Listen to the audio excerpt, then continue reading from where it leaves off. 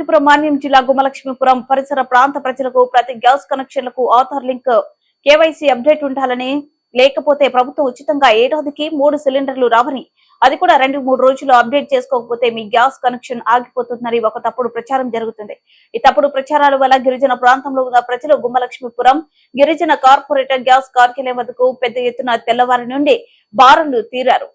ఒకవైపు నెట్ సరిగా పనిచేయక, మరొక వైపు సర్వర్ పనిచేయక జీసీసీ కార్యాలయంలో పనిచేస్తున్న కంప్యూటర్ ఆపరేటర్లు తలలు పట్టుకుంటున్నారు. అయితే జీసీసీ అధికారులను వివరణ కోరగా కేవైసీ అప్డేట్ కు సంబంధించి తప్పుడు ప్రచారం జనాల్లోకి వెళ్లిందని, అలాంటిదేమీ లేదని, తప్పుడు ప్రచారాలు నమ్మొద్దని అధికారులు తెలిపారు. అయ్యా ఏడు సాగుతాను బాగున్నాడు చాలా మామూలు బాగున్నాను.